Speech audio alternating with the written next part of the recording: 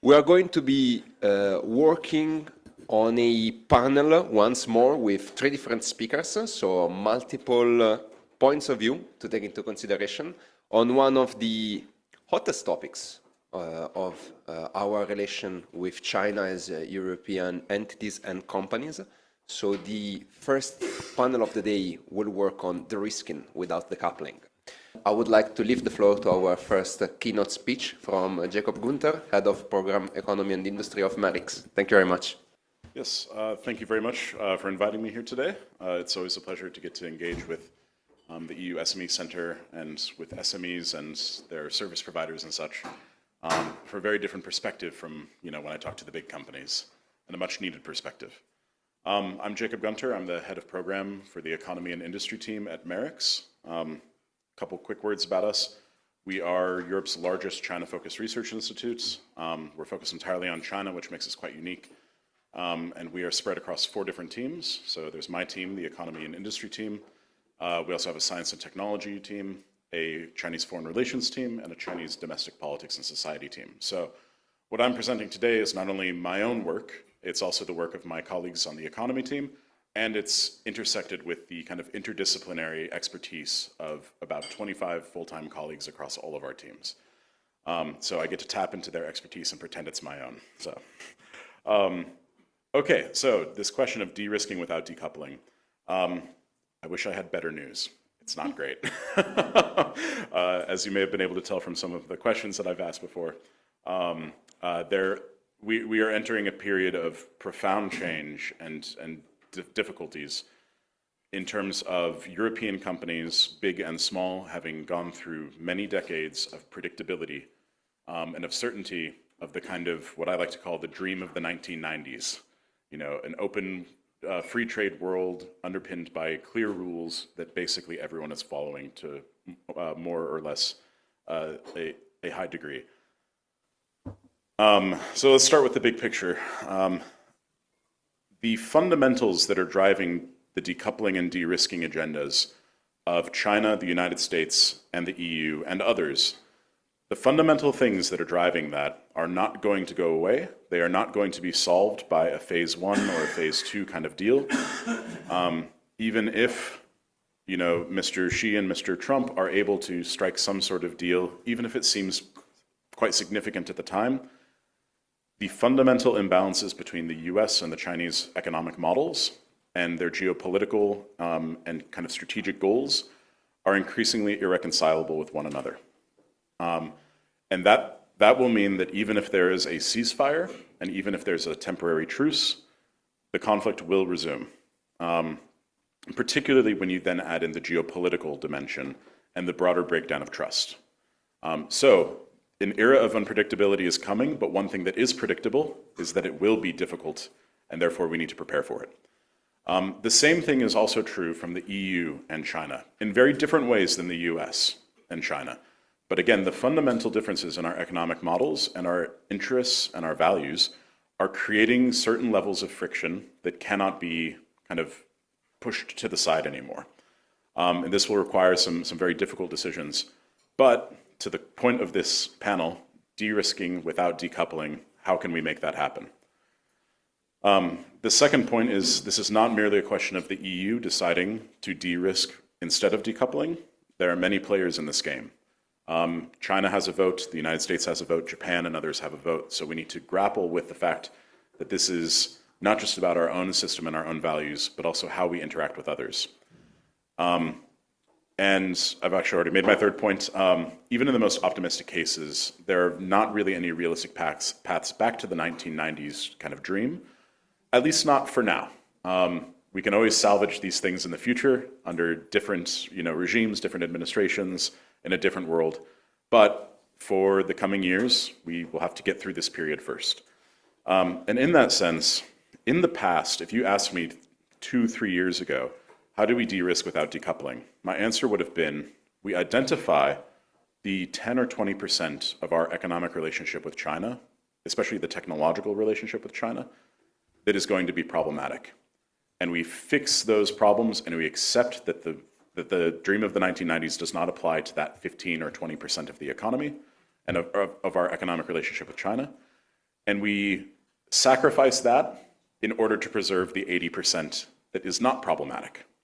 And what I mean by the problematic areas is things like telecommunications infrastructure, things like software and critical infrastructure, autonomous driving systems. There are just certain technologies that we are not going to have a true global, one market globalized world. There are too many security implications and privacy and data concerns in those areas. But so much of our economic relationship with China is not going to be covered in those strategic areas, in those strategic technologies.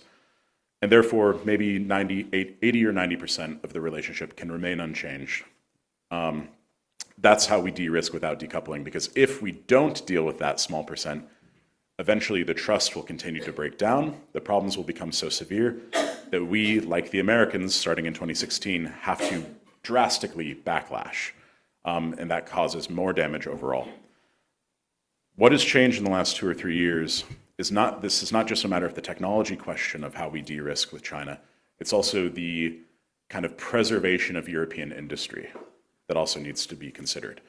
The impact of Chinese overcapacity flooding into global markets, that is a combination both of the extreme dedication and genius of Chinese entrepreneurs and scientists and engineers and workers, but which is also a factor of the economic model that has been propagated by Beijing. The subsidies, the cheap financing, the whole industrial policy package. And this is creating a de-risking scenario where to de-risk is not just a matter of the technology questions in strategic areas, it is also a question of preserving the industrial base of Europe that could be at risk in what would otherwise have in the past been kind of non-sensitive issues. I won't go too far into detail on this, but it's just to demonstrate what I mean when I say that these systems are increasingly at odds with each other or even irreconcilable. If we just limit ourselves to China, the United States, and Europe, we end up with 3 very different sets of goals in 3 increasingly different systems that have 3 very different toolkits. Again, I'm not going to go through every single one of these, but China's goals are basically to comprehensively securitize anything that crosses a border, because anything that crosses a border is something that could be targeted by the United States and its allies. In terms of the measures they have, they are willing to use both defensive and offensive instruments. That also has changed. Until this year, I wouldn't have said that they use very many offensive instruments, but the export controls have changed that. Also, the system is a maximalist system. There are no limitations to what Beijing can attempt to do. They are not bound by the rule of law. They're not bound by separation of powers, due process, and things like this. So they can try to do whatever they would like to do. The US, on the other hand's goal is clearly to contain China's technological advance and tariff its exports to promote onshoring into the United States, and also to limit access to certain Chinese technology in the US where they view national security concerns. The measures available to that system are both defensive and offensive, and only somewhat limited. The US, of course, does have the rule of law, it has due process, it has separation of powers, but the executive branch is a one-party-takes-all system. And because so much of China policy and trade policy and foreign policy is set at the executive branch, it acts kind of as a one-party system in that sense. Still constrained much more than China. And then when we get to Europe, our main goals are to protect the common market from market distortions and to maintain critical supply chain stability. That's changing with the economic security doctrine that just came out, but these are still the fundamental goals at the moment. The measures that our system allows us to use are overwhelmingly defensive and limited, at least so far. And we are constrained institutionally in ways that the United States and China are not. Not only do we have the EU versus the member states, all 27 of them, we have massive separations of power across different institutions at the EU level versus the member states. Within individual member states, we of course have in very different kind of political systems.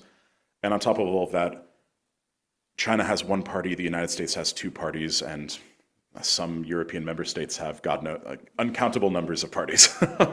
And this all increases the complexity of not only the different goals, but the different systems that these countries have available to them. I'll focus on China because you can tell maybe from my American accent that I'm from the United States, but I haven't lived there for 15 years. I'm first and foremost a China expert, so that's what I'm going to focus on, rather than just bashing the Trump administration, which deserves to be bashed. Let's focus on China's kind of core goals, and what's driving China's own decoupling agenda to decouple from the West in certain key areas. The fundamental goal is really comes down to this self-reliance effort. Now, self-reliance doesn't mean 100% complete autarky. China still wants to trade, it still wants to have investment relations with the rest of the world, but in terms of key technologies in particular, China does not want to be as dependent as it has been historically and continues to be. China has absolutely dominated the kind of lower to mid-range of different value chains. And it's now found through the export controls of rare earths, its ability to weaponize these positions of dominance that it has developed over time, that we quite happily allowed it to develop and even encouraged it to develop. And it is increasingly able to dominate and defend the lower end in order to preserve its interests on the upper end. The fact that the Trump administration is now allowing NVIDIA to export its second most advanced chips to China is a great demonstration of this. China used the bottom end dependencies that the US has to ensure that it can access the top end while it tries to climb up this pyramid. On the other side, if we kind of imagine that the G7 all get along, which is a wonderful thing to imagine, we see the opposite. It's an inverted situation. We have dominated and feel under attack in high-end advanced technologies, kind of at the top of this pyramid, whereas we look at our dependencies on China and the bottom end of the pyramid and say, good Lord, we must de-risk. Otherwise, we are going to find ourselves forever potentially cut off from these critical minerals or these rare earths, and God knows what else. So this is the game that we're playing, and this is where EU SMEs have to try to fit in their strategies to navigate this very, very difficult and treacherous moment. Now, a lot of what China is doing, I think, can be kind of understood as a very aggressive approach to economic security. I think a good way to understand what's happening in China's economy, when we look at a lot of things that a traditional Western economist would say, that's irrational, why are they doing this? Why don't they do this reform or that reform? Is that China's economic model has shifted from one that is development-oriented to one that is oriented towards geopolitical resilience. And to that end, you can tolerate extreme losses, you can tolerate inefficiencies, you can tolerate waste in order to build this kind of resilience so that, again, the United States cannot succeed in trying to kind of hold China down, and so that China can achieve its strategic goals. And a great example of this is this chart here. You can see the blue line is the share of loss-making industrial enterprises in China. Now, if we go back to 2000, when China is just joining the WTO, and the Zhurongji Jiang Zemin era liberalization reforms are kicking in, we go from nearly a quarter of companies being loss-making. Steadily over the next decade, it goes down to about 10%. The current administration takes over, and we see it steadily climbing back up. Now, a lot of that is going to be because of the pandemic and the trade war with the United States, the general economic slowdown. But there is a growing tolerance for loss-making because, again, if you're not worried about efficiency, you're worried about effectiveness. You're worried about resilience. You can tolerate loss-making utilizing the economic model that Beijing has crafted. Now, back in 2000, when China accounted for about 4% of global manufacturing, value added, this was a problem for China. It was an inefficient allocation of capital that really held back China's development opportunities. Now that China is back to a similar level of loss-making, share of loss-making industrial enterprises, but it accounts for almost a third of global manufacturing, this is a problem for the rest of us. This is where the overcapacity question becomes a huge problem for Europe and for the rest of the world. We can tolerate the inefficiencies of 25% of companies being loss-making if they account for a very small percentage of global manufacturing. Now, European companies, including SMEs, cannot escape the effect that this is having on prices in global markets. And so, this brings us to the question, how are European companies responding to this? The explanation I'm about to give is, as Jiang Zemin would say, too simple, sometimes naive. But that's okay. Sometimes oversimplification is useful for understanding a framework. So the question for many European companies is basically, okay, we don't want to decouple from China, obviously. The question is, how do we manage to de-risk enough to ensure our long-term interests without sacrificing our long-term interests by decoupling too much? So how much do we need to de-risk? And this actually comes from a report that Esther and I both worked on when I used to work in Beijing at the European Chamber. That was jointly done with MERICS, where I now work, so it's kind of an awkward relationship now, but where we looked into the impact of US-China decoupling on European companies in China. This is published in early 2001, and I can say it has aged quite well. And what we found was that there are generally really three kind of models for how European companies would navigate this in China. The first option is you leave the market, but that's not really an option for most companies. And that's the last option that anyone wants to take. The realistic options for staying active in the China market and succeeding generally fell into one of two categories. The first is what we call dual systems. The second is what we call a flexible architecture. The dual systems approach is basically a completely different system for the China ecosystem and a completely different ecosystem for the rest of the world. Now, over time, this has gotten messier because, again, there are more players involved. It may not be that there are two systems. We might have three systems in certain places. But this is obviously extremely expensive. It destroys economies of scale. It destroys efficiency, but it is resilient. If China decides to change certain rules, or if the US changes certain rules, if you already have two separated systems, this is much easier to navigate. But again, extremely expensive, extremely bad for competition, but secure. The flexible architecture system is basically to say, okay, let's identify in my supply chain, both hardware and software and materials, which goods are most likely to face kind of politicization and to face decoupling risks. And in those areas, I will build a dual systems. But in everything else in my value chain that I expect will not be politicized, we will maintain a single global market and a single global supply chain. Obviously, this is much less expensive. This is less of a problem for competition, but it's far less predictable. I think we all now have stories of companies who have been caught up where they tried to approach it this way, where they said, okay, in a couple of technologies, we're going to have our two different systems, but everything else will keep, who's going to make this kind of product a political issue? And then, lo and behold, that's exactly what happens. And suddenly, these companies are sent scrambling with their supply chains trying to be responsive. Now, what does that mean for European SMEs? SMEs may not have the resources available to pursue this dual systems strategy. They may struggle to be able to identify with the flexible architecture strategy. And so I think, was it Philippa that you said earlier that stick with your partners, find your friends, work with the OEMs, work with the Chinese OEMs as well, that you want to maintain access with. These are the companies you should be engaging with to figure out where can I do a dual systems, how can they help me do this to secure their own supply chains, where can we do a flexible architecture approach.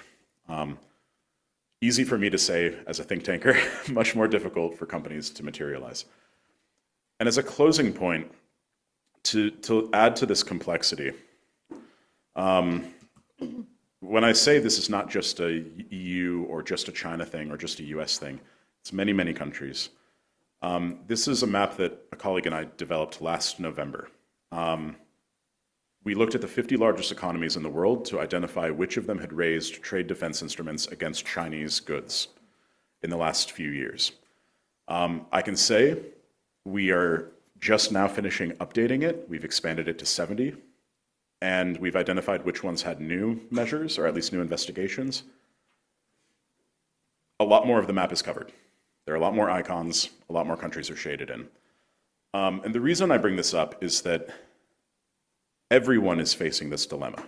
Everyone is struggling with the overcapacity issue coming out of China, with their own de-risking agendas. This is not just a question for rich countries. Middle-income countries and poor countries also have these concerns. Everyone is raising barriers where they have something to defend. That's not an endorsement of anyone necessarily raising barriers. It's an acknowledgement of the reality that many, many countries are having these concerns and are having to make difficult choices. And the companies within those countries are also having the same dilemmas that your companies are having. I wish I could end on a more optimistic note than that, but I'm going to hand it off now to Esther.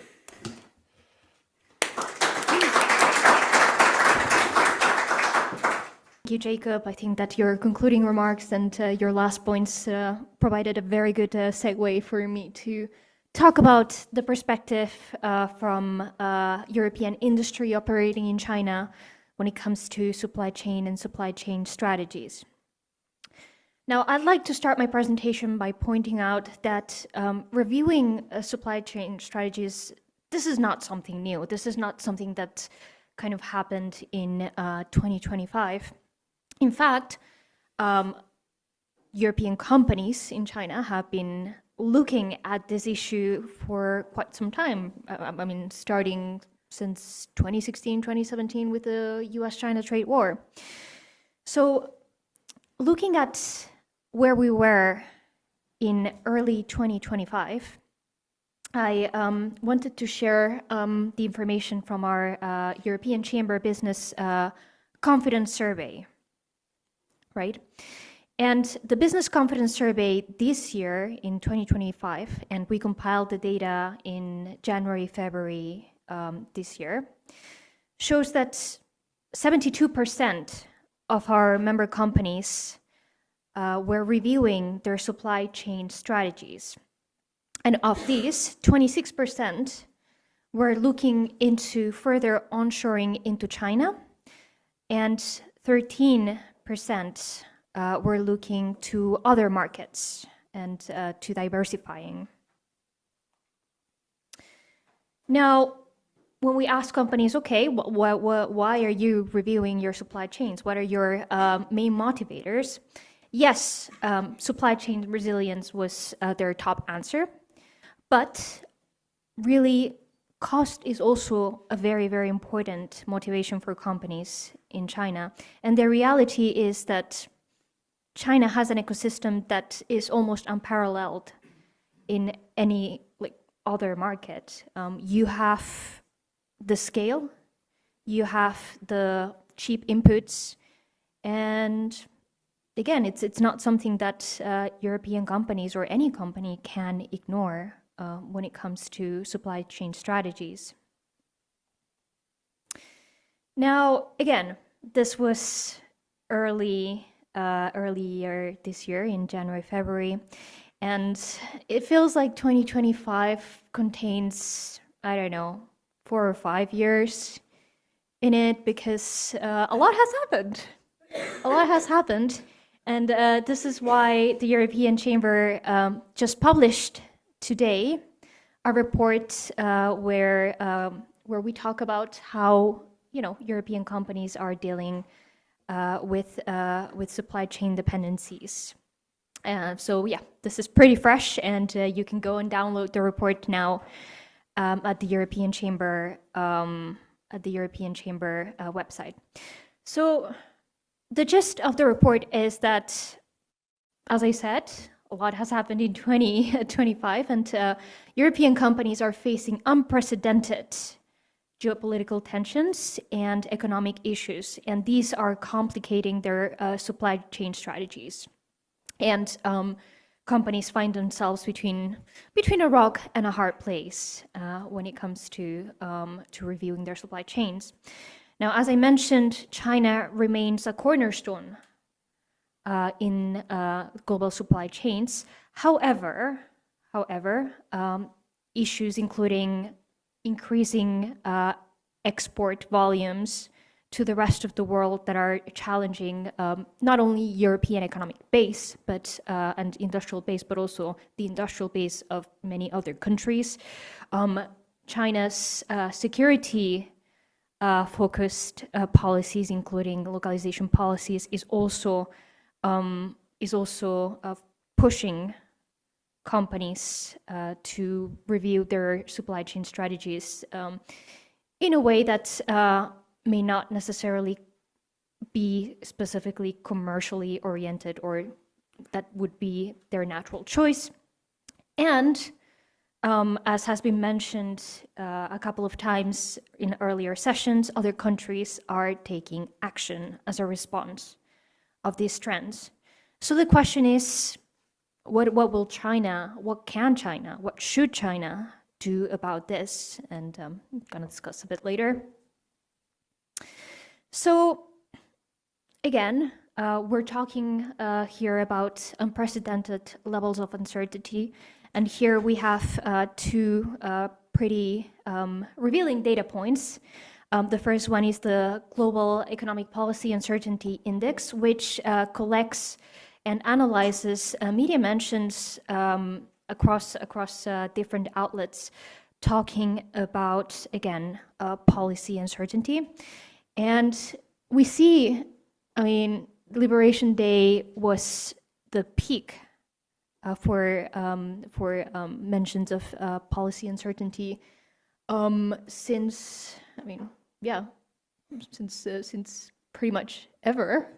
And here you have other indicators like the Global Financial Service, September 11, Brexit, COVID-19. Again, lots of policy uncertainty. And then you also see the World Bank's Global Supply Chain Stress Index, where in 2025 we're seeing levels of supply chain uncertainty that are similar to the height of the COVID-19 pandemic. So again, I would say pretty significant. Now, when we're talking about China, I am going to focus a lot of my presentation on export controls, because that has been the key story of the year when it comes to Chinese-led actions that have destabilized supply chains. But let's not forget, this is not the only big issue that is originating from China. And again, we're talking here about what Jacob has mentioned and other speakers have mentioned: autonomous and controllable policies, localization requirements embedded in regulations on public procurement, where you see, for instance, the Ministry of Finance awarding a 20% price advantage in tenders to products that are made in China. Again, security concern around Chinese-made products and made in China related industrial policy that is creating distortions in the market are also extremely important sources of uncertainty and destabilization of supply chains. But as I said, export controls have been a big story this year, and that's what I'm going to focus as a case study. Again, I would say that I agree with Jacob. We were talking earlier about the case of export controls as, you know, as the example that exemplifies the, you know, the dependencies that we're seeing all over the world, and that it's not only about focusing on one product, it's about a whole ecosystem. It's about building ecosystems. And when it comes to export controls, the European Chamber conducted a flash survey in November. And the finding is, out of 131 respondents, 75 indicated that they were impacted by China's export controls. And out of this, you see different options, right? Either their overseas production uses or relies on inputs from China that are subject to export controls. Your clients or your suppliers use them. And again, now we're talking about a suspension of the 9th of October measures, but we ask companies, and it's just a suspension, right? So we need to see what's going to happen next year. And if these 9th of October export controls were reimposed, that would have a significant impact for companies that have overseas production that will be impacted by these controls. Now, if we were talking about the direct impact of these export controls on shipping and production lines, what we found in the survey is that almost 40% of the respondents said that it took more than 2 months of additional time to basically export these rare earth elements. So you can imagine the impact that has had in terms of production and in terms of just planning, and also the impact that it has had as well on customer relations for companies. And again, we also asked our member companies about the impact on their supply chains of the potential implementation of all of the export controls that were announced in 2025, and surprise, surprise, we're looking at significant disruption for a big chunk of our member companies. I showed you the data on member companies' supply chain strategies as of early 2025, because first of all, I wanted to make the point that, again, the discussion on supply chain strategies, the discussion on resilience is not something new, but export controls has accelerated company thinking on, again, on how to preserve your supply chain resilience. And when we ask companies how China's export controls would factor into their supply chain decisions, yes, we do have around 40% of respondents that were saying that they were in a wait-and-see mode. But what I personally found quite significant is that 1/3 of the companies that responded indicated that they were either looking at other markets to source the rare earth elements or other components, or they were thinking of working with suppliers to increase capacity in other markets. And of course, we can discuss feasibility in the short and mid-term, but again, I think that this is a very clear indication that this push for de-risking is not just government-led. Companies are thinking very, very seriously about this, and again, these data comes on top of a long-standing process of revision of supply chains. And again, companies are increasingly in a position where they need to weigh the risks and benefits related to sourcing from China. And I think I've talked a bit about the benefits. I've talked about the cost, the efficiency, the scale, and the top of the line ecosystem in China, and of course exposure to the Chinese market. But again, geopolitical tensions, trade tensions, and long-standing challenges increasingly weigh on companies. I'd like to finish this section of the presentation by mentioning that, as Jacob said, de-risking is no longer about, focusing on these 10-20% of side of the trade and investment relationship. Increasingly, we're looking at de-risking, again, as you mentioned, Jacob, from the perspective of preserving the industrial base. And what we're seeing and what we've seen this year is that China's global trade surplus has continued to increase. If you're talking about volumes for every container that the EU exports to China, China exports back 4. And this has been increasing non-stop since 2017.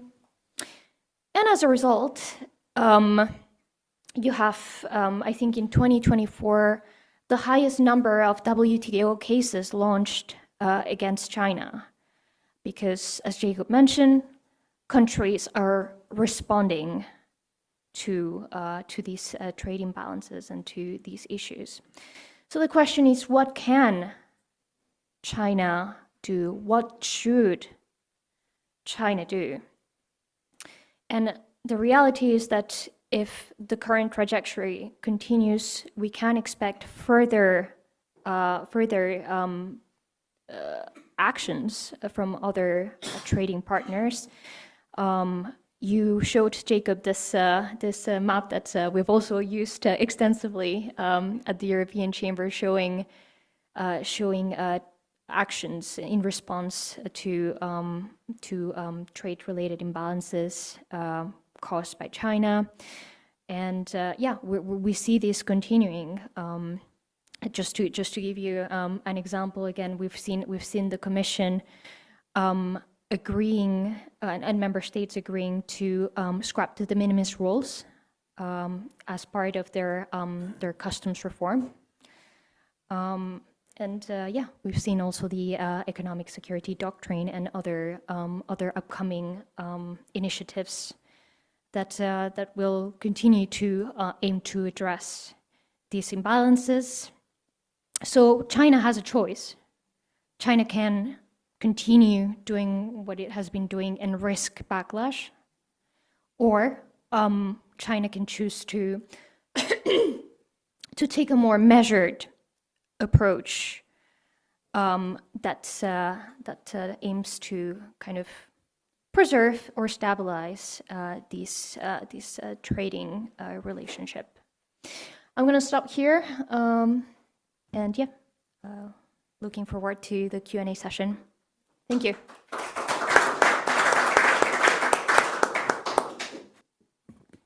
Thank you very much, Esther. And I would like now to give the floor to Cameron Johnson, Senior Partner from Tidal Wave Solutions.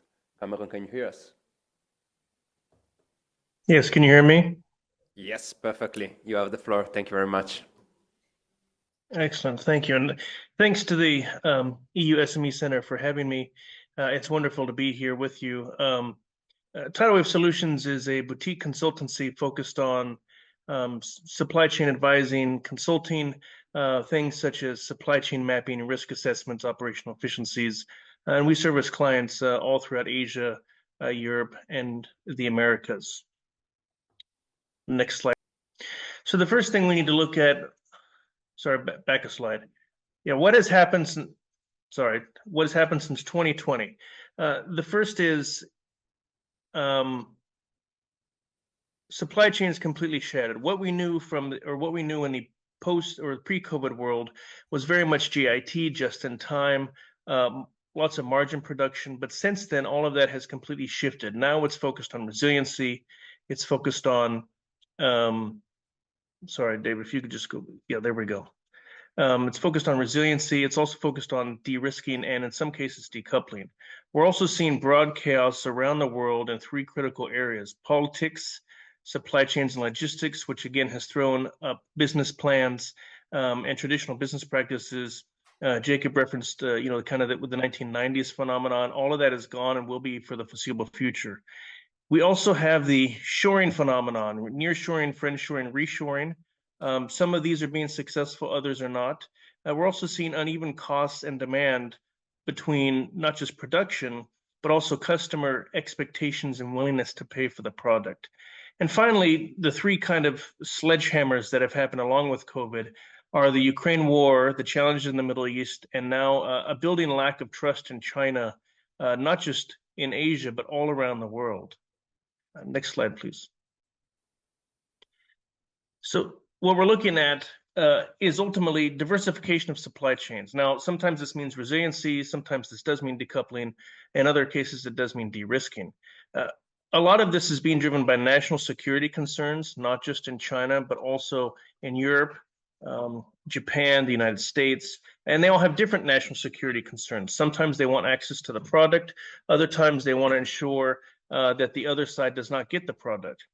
And on top of that, we're now seeing beyond just a trade war 1.0, which is kind of a China plus one strategy. Maybe you have your primary hub in China and you have a secondary hub maybe in Southeast Asia. Now we're seeing the plus two or something different phenomenon, meaning you may have a little bit of business in China, but now you're also focused on completely other areas. You're more regionaling your supply chains and your production. We're also seeing, particularly in Asia, an extension of supply chains. If you look at kind of the history, a lot of supply chains went from Korea and Japan, they went west into China, and now they've gone into Southeast Asia, essentially making one large, massive supply chain that feeds much of the production in the region. The other thing is we're seeing a lot of new trade agreements, both with the CPTPP, the new Trans-Pacific Partnership.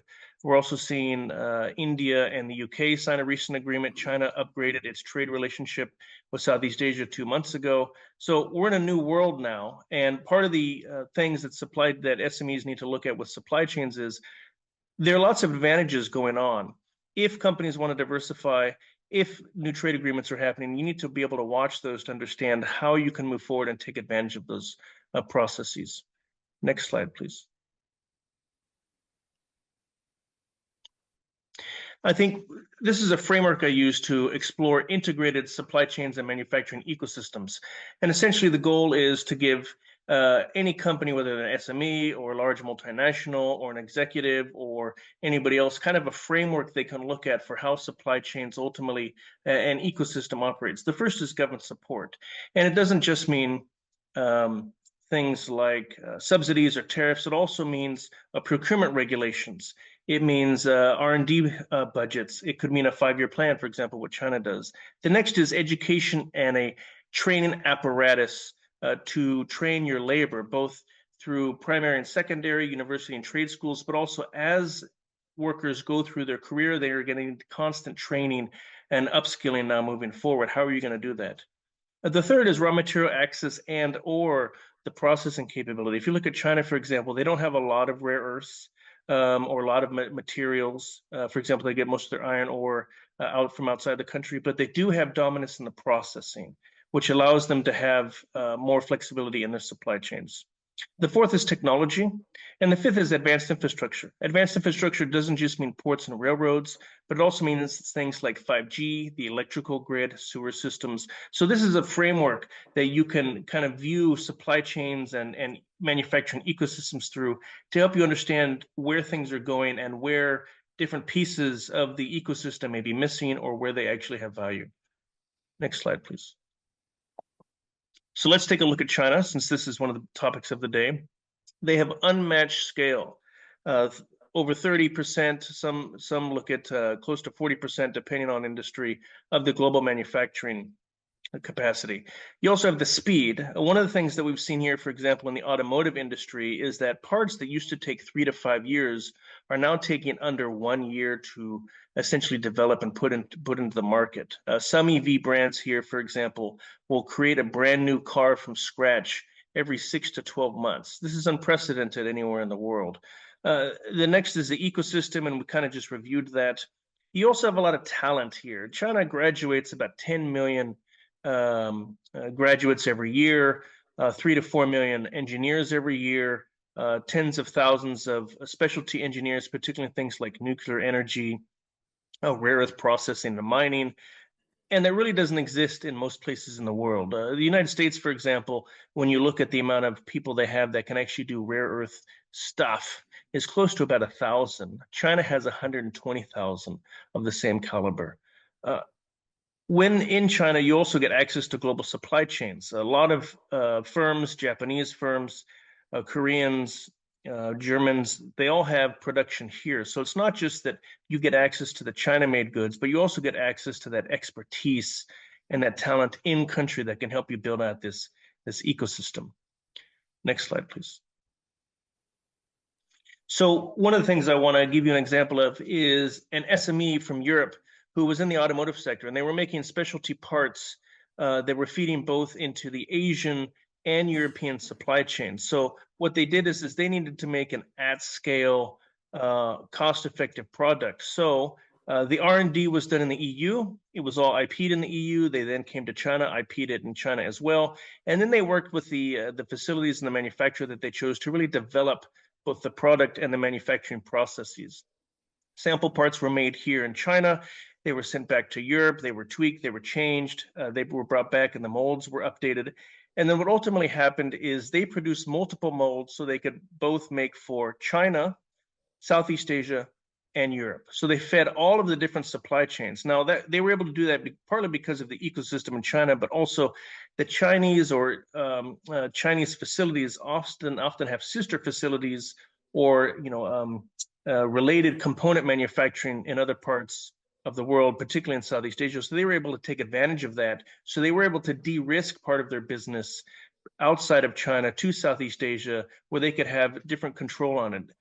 Part of this helped because US customers who wanted those particular parts often do not want China based production or products. They want something from somewhere else. So they were able to take advantage of the Chinese ecosystem by producing a low-cost mold, sending it to Southeast Asia, and still fulfill those needs of the customer. And ultimately what this did is they started with non-critical components and slowly moved their way up the value chain over a couple years. Next slide, please. I think when you look at sourcing now in today's world, an SME cannot risk having sole source or production anywhere in the world, not just China, but any country now is at risk. We saw that with the Liberation Day tariffs. Those who moved from China to Southeast Asia because they thought they were able to get around some of the tariffs ultimately were hit. This is now going to be part of the playbook moving forward. So you should assume that any country that you're in or might move to will at some point have a challenge. So what do? Dual sourcing, China plus one or two, should be part of your strategy. And sometimes that means, for example, you might have a facility or at least cooperation in the ASEAN countries, Southeast Asia. Maybe you're going to go to the Americas, maybe North Africa. And a lot of that depends on the cost and the labor and the access to raw materials. For example, we've seen some of the battery producers in China actually go to Morocco and North Africa so they can still have access to some of the material from the African mines and refining areas, but also then they're able to sell into Europe and the States much more effectively. And ultimately, a lot of this is driven by customer demand. It's becoming more and more clear that US-based customers are demanding non-China products, and so you have to build somewhere else. And so these are some of the strategies that companies are using to deal with that challenge. Next slide, please. But we also have to look at strategic balance. Diversification is important, and the reality is just because of the scale of what China offers and the complexity of supply chains, China will be somewhere in your supply chain. But the critical component is not for it to be the only option or one of the key areas where if for some reason it's cut off, that your product or your supply chain ultimately fails. Again, you want to not have it as a key choke point. And one of the ways you can do this is prioritizing redundancy over cost efficiency. Again, pre-COVID, JIT, just in time, I want to get margin, lower cost products. That was kind of the name of the game. Now the name of the game is redundancy. How can I make my product as resilient as possible? Not just with what I do in Europe, but also around the world. It also gives you leverage. And one of the things that we've seen, for example, is companies that do have multiple sourcing options or facilities in China, Southeast Asia, in the Americas, is they actually are able to leverage that and get better pricing from the other from their customers, as well as box out some of the competitors, because a lot of competitors don't have that capability. So it actually not just increases your resilience overall for your customers, but also can give you better leverage ultimately in the supply chains. Next slide, please. But it's important to look at what is not included in the calculation. And this is one of the biggest challenges overall when I discuss with customers and even policymakers about what are you looking at in terms of time frame, cost, and the other components. First is it is a cost to move your supply chain or to have other suppliers. Sometimes this means that you have to go to the bank or you have to go to your executives or your board and say, we need more money to be more resilient. Sometimes that doesn't happen. Often there's a lot of pushback. And so cost is one of the things you have to factor into this ultimately. And then the next is talent. Will you have the talent or access to the talent to be able to do this? China, for example, between manufacturing and manufacturing related labor has about 200 million people. When you look at Vietnam, Vietnam has 15 million. So the scale often doesn't match. So how are you going to do that? Perhaps maybe you have more specialty products that you can do in Vietnam and maybe more mass produced in China to kind of offset some of that. But again, that's a critical component to look at. You don't want to set up or source from a facility or area where you won't have access to talent. The next is, will the customer pay? And this is one of the biggest challenges, particularly in the United States about reshoring, is ultimately we're finding that customers simply will not pay the prices that it's going to cost to buy American-made or North American-made goods. This is why you see more companies actually going to friendshoring, particularly into Southeast Asia, India a little bit. And in fact, in a recent survey of the American Chamber of Commerce in Shanghai, it showed that only 18% of companies in the next 3 years were considering reshoring back to the United States. Almost all of them were going to Southeast Asia or to India. So this is ultimately, again, a challenge. And if we remember during the pandemic, many organizations would not pay more for the PPE, the personal protective equipment, purchased from China, or sorry, purchased in the United States or Europe than they would from China. The fourth category is really politics. Again, we saw it this year, particularly with the Liberation Day tariffs. You could have a whirlwind or a black swan or all kinds of different situations with the politics that could blow up your supply chain or make your decisions ultimately mute. And so when you actually forecast this out, you should assume that politics in the calculation, you should assume some kind of uncertainty moving forward. And then ultimately is the time. What is the time frame you have to do this? When, for example, building a new rare earths mine in the United States is over 20 years. If you actually look at how they start and mining and refining the whole processes, just on an average time frame is anywhere between 15 to 20 years. And so if you're in the rare earth space, if you're looking for new magnets, chances are you probably won't get them. So again, what's your time frame? And these are 5 key areas that when you talk to your customers, when you talk to policymakers, even when you talk to executives in your own company, that you have to really look at, because these are almost never considered when people are looking at de-risking their supply chains. Next slide, please.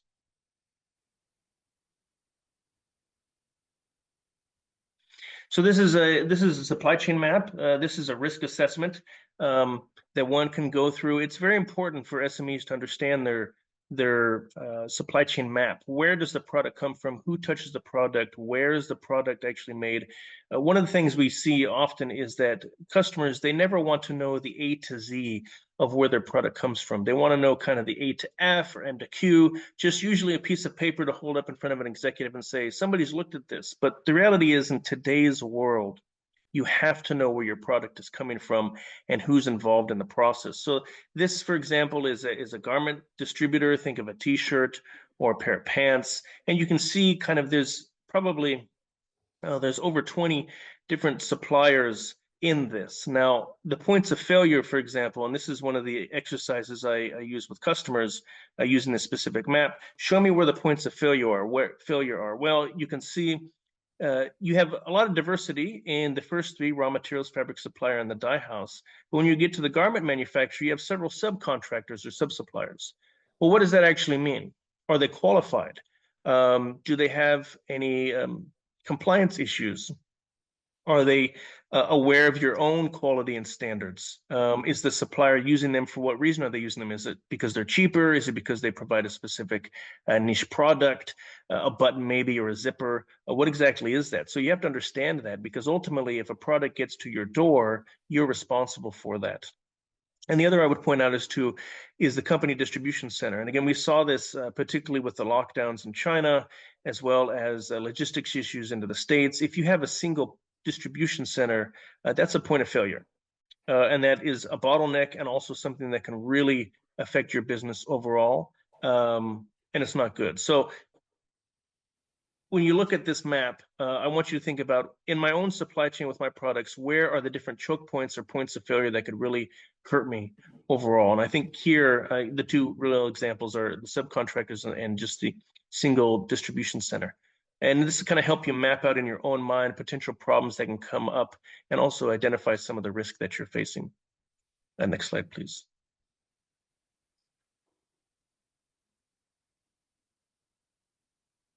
So kind of just to sum some of this up, China's ecosystem offers a lot of benefits. And the ecosystem in China, it isn't just in China, it's also, as I said, extending into Southeast Asia. So you still have access to a lot of the lower cost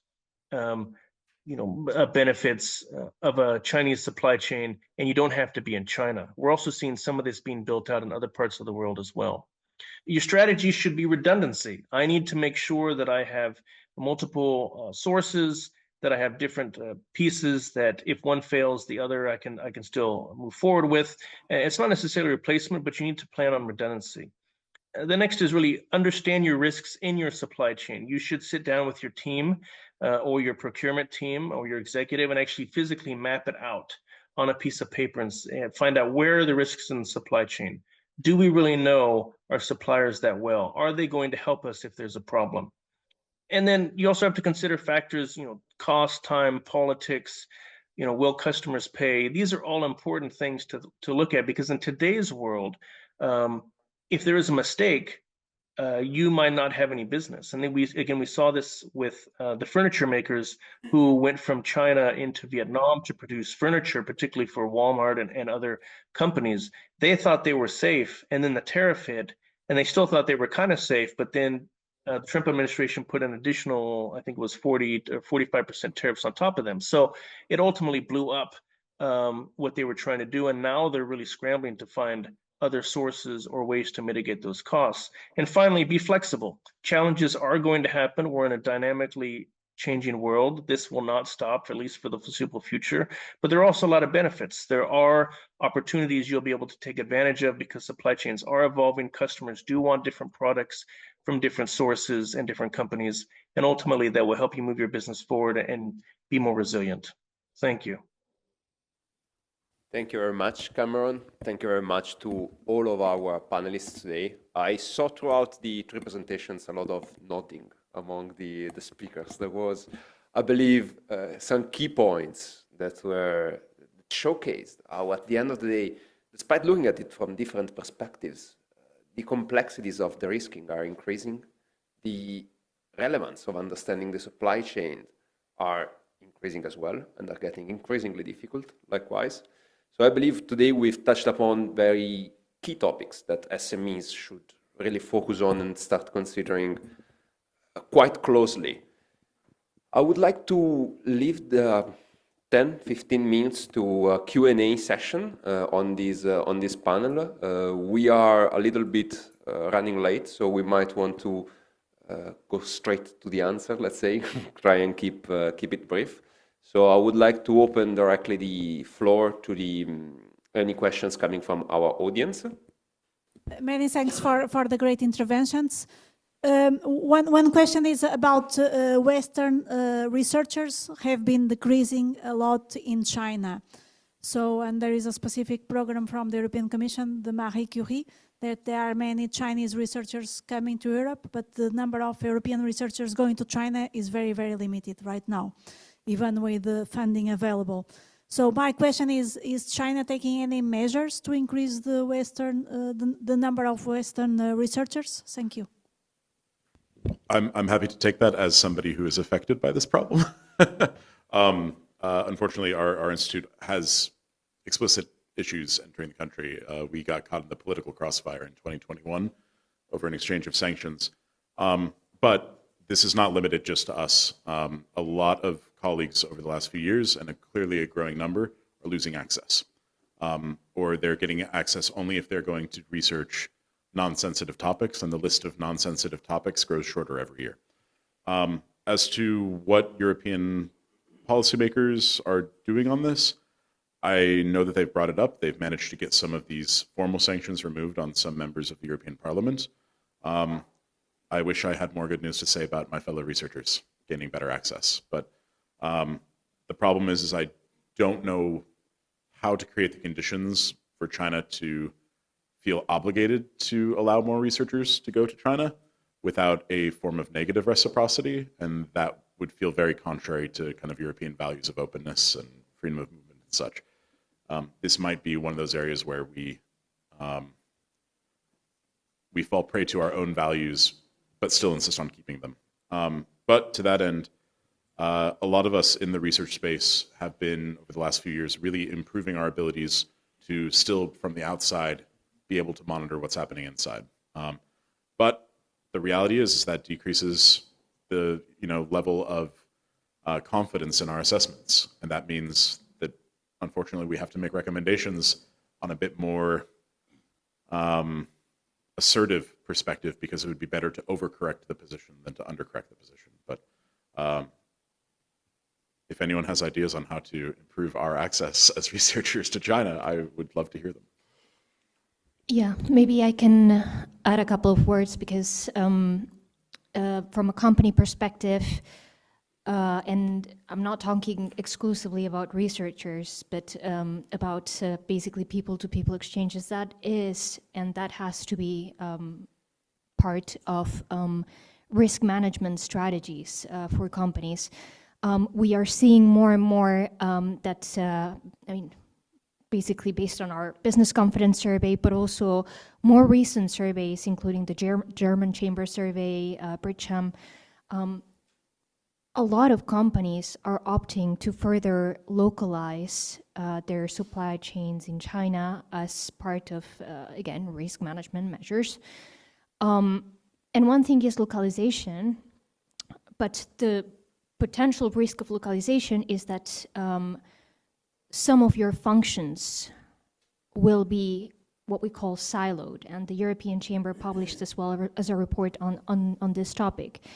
And while localization may be part of your supply chain strategy, resilience strategy, siloing of, in particular, of people in China, people in the rest of the world, can create additional risks. So what we tell our member companies is make sure that the people flow in as many functions as possible, not only from Europe to China, but also China to Europe. Because otherwise, yeah, you are creating risks for yourself. From what we've seen today, we've touched upon items that are, of course, conflicting amongst each other. So the relevance of the Chinese ecosystem,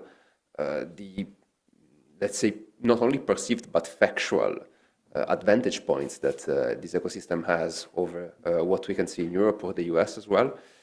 The interest of de-risking, decoupling, trying to understand how to better manage resilience, and considering all of the positive and negative factors, let's say, of these extended supply chains.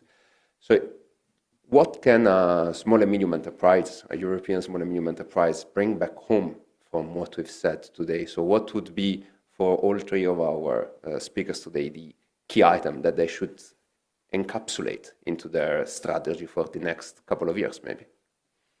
I can take a first stab at that. The currency of the last few decades was efficiency. The currency of the next decade or two will be resilience.